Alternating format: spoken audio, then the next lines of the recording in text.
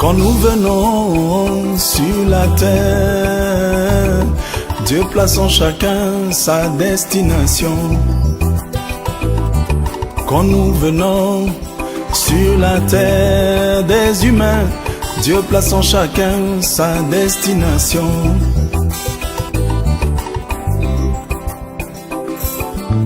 Il faut que la gouvernance mondiale, c'est un mot un peu barbare la gouvernance, ça veut dire quoi? Ça veut dire la façon dont on organise le monde.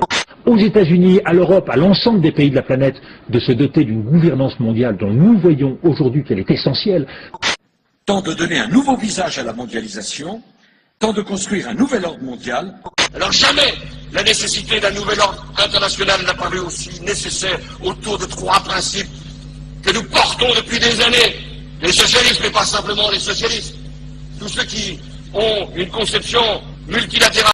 Deuxièmement, retour à la normale, remise en ordre. Non, il n'y aura pas le retour à la normale, comme je disais tout à l'heure.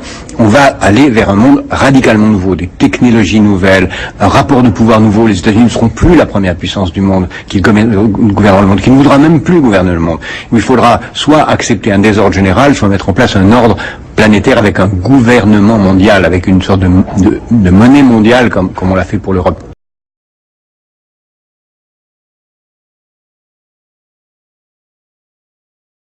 Le but des Chinois, pouvoir identifier n'importe qui dans la rue en moins de 3 secondes. Exactement, en utilisant des outils de reconnaissance faciale extrêmement sophistiqués. Et donc on peut imaginer ce scénario qui est aujourd'hui courant dans certaines villes, à Shenzhen par exemple, dans le sud du pays. Vous êtes au passage piéton, vous traversez, dommage, le petit bonhomme était rouge. Ah, alors une caméra vous filme, va vous identifier en moins de 3 secondes, va savoir que c'est Jean-Jacques Bourdin qui a traversé la rue au mauvais moment. Vous allez recevoir une amende, évidemment, mais non seulement ça, mais en plus votre visage avec votre nom et votre identité va être diffusé en 4x3 sur des grands écrans publicitaires aux intersections, histoire de bien vous faire honte. Vous voyez, donc c'est une illustration parmi d'autres du système de surveillance généralisée que la Chine est en train de mettre en place. C'est-à-dire qu'ils ont un système, ils ont en gros les photos de 1 milliard ou plus d'1 milliard de citoyens. Ils couplent ça avec les images qui sont récoltées par 176 millions de caméras de vidéosurveillance. Il va y en avoir le triple dans 2 ans. Donc vous imaginez déjà le nombre de caméras de vidéosurveillance,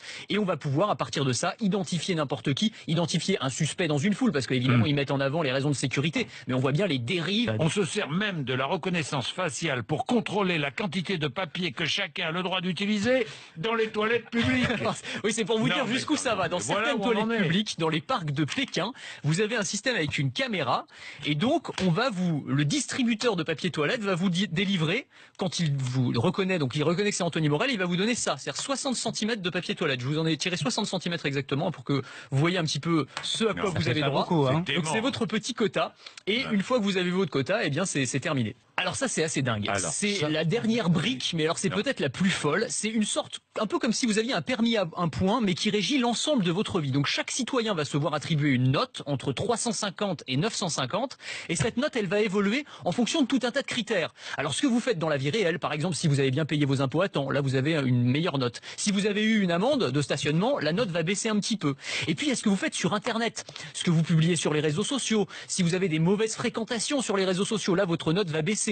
Et même ce que vous achetez, par exemple, si vous achetez souvent des couches, bon, vous êtes un parent, donc plutôt responsable, donc votre note elle augmente. En revanche, si vous achetez plein de jeux vidéo, c'est que vous êtes un peu immature, vous êtes insouciant, donc votre note elle baisse. Et cette note, elle va avoir un impact sur plein de choses. C'est-à-dire que si vous avez une bonne note, vous allez avoir des prêts plus facilement, vous allez pouvoir louer une voiture sans caution. Mais si vous avez une mauvaise note, vos enfants pourront pas s'inscrire dans la bonne école, et vous raterez sûrement la promotion que vous deviez avoir au boulot.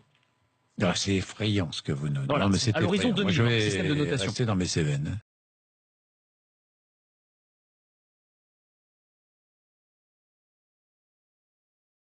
Voilà. Aujourd'hui, on arrive à avoir des forfaits illimités qui permettent de rester des heures et des heures en ligne, à discuter de tout et de rien, tout en étant écouté par des systèmes comme Échelon, qui au départ ne relevaient qu'une sémantique des mots relativement restreinte, mais aujourd'hui, on ne peut plus prononcer le moindre mot sans déclencher ces appareils d'écoute.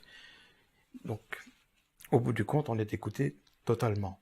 Et on s'en rend compte très facilement, parce que tout s'est développé de manière tout à fait à notre insu. N'importe qui achetant aujourd'hui un téléphone pour avoir l'internet, lire ses mails, avoir ses réseaux sociaux, etc., télécharge sur son téléphone des applications. Quand on lance le téléchargement de ces applications, les gens vont très vite parce qu'ils veulent obtenir l'application. Si on parle de Skype, Facebook, notamment, Twitter et autres. Mais avant de lancer l'installation, il faut accepter. Et on accepte quoi? Il y a la liste, elle n'est pas cachée. Mais personne ne fait attention. Cette liste, elle relève de choses précises. Il n'y a plus de secret dans le téléphone, c'est fini. Pourquoi? Parce que ces applications veulent avoir accès à votre répondeur, à votre liste de personnes avec qui vous êtes en relation, à votre répertoire, veulent avoir accès à l'ensemble de vos communications entrantes, sortantes, les SMS, MMS entrants, sortants, tout ce qui est multimédia, photos, musique et autres, des petites cartes SD quand il y en a, et sinon quand c'est intégré au téléphone, ils veulent avoir accès direct. En réalité, que reste-t-il de secret dans le téléphone? Que reste-t-il de personnel? Si on regarde bien la liste, ça va loin, parce qu'ils veulent même avoir accès à notre insu, à la caméra, pour nous voir et voir ce qui se passe autour à notre insu, que nous soyons en communication ou pas, ainsi qu'à notre micro. Il y a ce que certains souhaitent, et qui avancent, malgré tout, contre ce contre quoi on ne peut pas lutter, parce que c'est tellement sournois, et puis ça a été mis en place depuis tellement longtemps, que c'est rentré dans notre façon de vivre, et on ne s'en rend même plus compte. À tel point que si on ne satisfait pas à ça, c'est nous qui nous mettons volontairement en marge, et devenons, à cet égard, punissables. Il sera donné aux forces de l'ordre, qui sont les forces sataniques, des moyens incommensurables pour pouvoir enfermer l'humanité et pouvoir la servir. Et toutes ces ondes sont en train de débiliser les gens pour qu'ils deviennent de plus en plus bêtes dans des publicités, des programmes télé, des jeux, etc., pour que justement ils ne puissent pas réfléchir et qu'ils n'arrivent pas à accéder à la fréquence qui permet de pouvoir être au-dessus de tous ces problèmes. On ira ensemble vers ce nouvel ordre mondial. Et personne, je dis bien, personne ne pourra s'y opposer.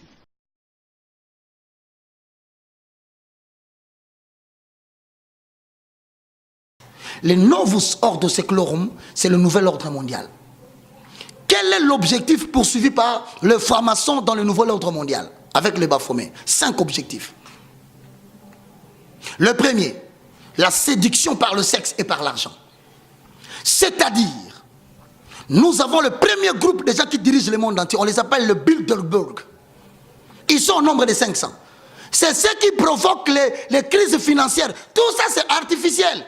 En 1990, en 1991, en 2000, crise financière, fabriquée de toutes sortes, pour soumettre les nations pauvres à accepter les nouvelles lois votées par le Bilderberg, au nombre de 500, qui influencent l'économie mondiale. C'est 13 familles qui habitent uniquement les États-Unis d'Amérique, qui ont des origines espagnoles, mais qui participent dans le conseil secret de Lucifer, la confrérie des illuminés. Or, illuminé vient du mot Lucifer. Lucifer qui signifie l'ange des lumières. Même organiser des épidémies et des pandémies, comme c'est le cas du sida, virus monté de toutes pièces. Comme c'est le cas d'Ebola, virus monté de toutes pièces. Il y a maintenant plusieurs antichrists. Par là, nous connaissons que c'est la dernière heure. Donc, l'enlèvement n'est pas loin. Le pou, il est déjà en train de préparer la table. Bientôt, il va descendre sur le nier. Revenons à Jésus-Christ, le roi de gloire. Repentons-nous de nos mauvaises voies. Évitons de susciter la colère de Dieu par des pratiques qui ne craignent pas le Seigneur. Oh, dis à ton problème combien Jésus est grand. Dis à cette maladie combien Jésus est grand. Dis à cet obstacle combien Jésus est grand. Tu peux même dire à Lucifer combien Jésus est grand. Tu peux crier à l'enfer combien Jésus est grand.